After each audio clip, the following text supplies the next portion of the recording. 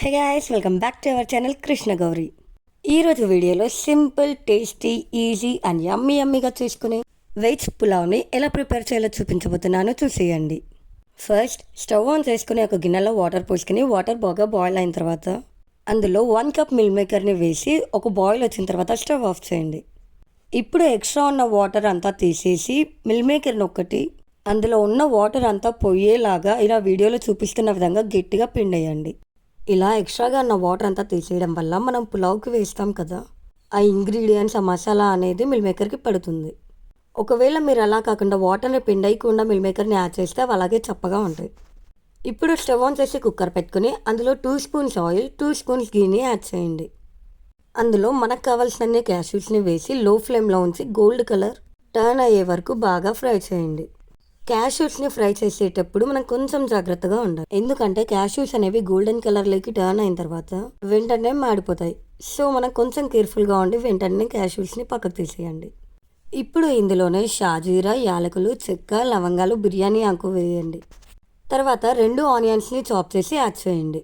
Onions అనేవి పచ్చివాసన పోయి లైట్గా కలర్ చేంజ్ అయ్యేంత వరకు ఫ్రై చేయండి. ఇప్పుడు కొంచెం అల్లం వెల్లుల్లి పేస్ట్ వేసి అది కూడా పచ్చివాసన పోయేంత వరకు బాగా వేయించండి. తర్వాత 2 స్లిప్ చేసుకున్న గ్రీన్ చిల్లీస్ని యాడ్ చేయండి. ఇక్కడ చిల్లీస్ని 2 అని కాదు, మీ స్పైస్కి తగ్గనే యాడ్ చేసుకోండి. తర్వాత ఒక పెద్ద క్యారెట్ తీసుకొని దానికి పీల్ అంతా రిమూవ్ చేసేసి చిన్నగా కట్ చేసి యాడ్ చేయండి. క్యారెట్ మగ్గడానికి కొంచెం టైం పడుతుంది, సో ఫస్ట్ క్యారెట్ని యాడ్ చేయండి. తర్వాత పెద్దగా ఉన్న ఒక ఆలుని తీసుకొని పైన ఉన్న పీల్ అంతా రిమూవ్ చేసి చిన్నగా చాప్ చేసి అవి కూడా యాడ్ చేయండి. తర్వాత మనం ముందుగా బాయిల్ చేసి పెట్టుకున్న మిల్ మేకర్ని కూడా యాడ్ చేసి ఒకసారి అంతటిని బాగా మిక్స్ చేయండి. అన్నిటినీ బాగా మిక్స్ చేసుకున్న తర్వాత 1 స్పూన్ సాల్ట్ని యాడ్ చేయండి. అంతా కలిసే వరకు బాగా మిక్స్ చేయండి. తర్వాత మనం యాడ్ చేసిన వెజ్జీస్ అన్నీ కుక్ అవ్వడానికి కొద్దిగా వాటర్ని యాడ్ చేసి 2 మినిట్స్ లో ఫ్లేమ్లో ఉంచండి.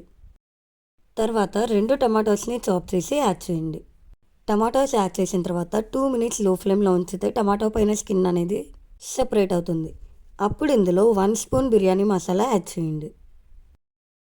తర్వాత 1 స్పూన్ గరం మసాలా కూడా యాడ్ చేయండి. తర్వాత 1/2 స్పూన్ ధనియాల పొడి, కొంచెం వేయించుకున్న జీలకర్ర పొడి, అలాగే 1 స్పూన్ చిల్లీ పౌడర్ని కూడా యాడ్ చేయండి. ఇవన్నీ యాడ్ చేసి బాగా మిక్స్ చేయండి. ఇక్కడ నేను చూపిస్తున్న మసాలా క్వాంటిటీకి పులావ్ అనేది మినిమల్గా ఉంటుంది. మీకు ఇంకా ఎక్స్ట్రా స్పైసీగా లేదంటే ఇంకా ఘాటుగా తినాలనుకుంటే ఈ మసాలాని డబల్ యాడ్ చేయండి. ఇప్పుడు కొంచెం పసుపు కూడా యాడ్ చేసి బాగా మిక్స్ చేయండి.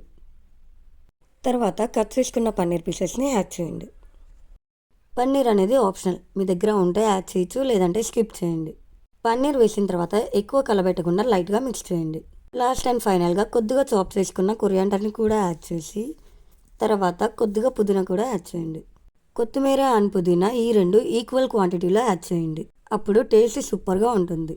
లాస్ట్లో ఇవన్నీ ఒకసారి బాగా మిక్స్ చేసి వాటర్ని యాడ్ చేయండి. ఇక్కడ వాటర్ వేయడం అనేది మీరు తీసుకున్న రైస్ బట్టి యాడ్ చేయండి. బాస్మతి రైస్ అయితే 1:1 రేషియోలో వాటర్ యాడ్ చేయండి. ఇక్కడ నేను నార్మల్ రైస్ యూజ్ చేస్తున్నా కాబట్టి 1:2.5 రేషియో యూజ్ చేశాను.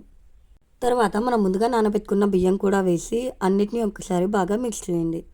వెంటనే కుక్కర్ మూత పెట్టేయకుండా మనం వేసిన వాటర్ అనేది ఫుల్గా బాయిల్ అవ్వాలి. ఇలా వీడియోలో చూపిస్తున్న విధంగా వాటర్ అనేది ఫుల్గా బాయిల్ అవుతున్నప్పుడు మనం ముందుగా ఫ్రై చేసి పెట్టుకున్న క్యాష్యూస్ని కూడా యాడ్ చేసి అన్నిటిని ఇంకోసారి బాగా మిక్స్ చేయండి. ఇప్పుడు కుక్కర్కి మూత పెట్టేసి హై ఫ్లేమ్లో 2 విజిల్స్ రానివ్వండి. తర్వాత ఒక 15 మినిట్స్ రెస్ట్ ఇచ్చి కుక్కర్ మూత ఓపెన్ చేయండి. అన్నం బాగా పొడిగా వస్తుంది. అంతే, దీన్ని రైతా, ఆనియన్, లెమన్ లేదంటే మీకు నచ్చిన చాయిస్తో సర్వ్ చేసుకోండి. Thank you for watching video and don't forget to subscribe. Bye.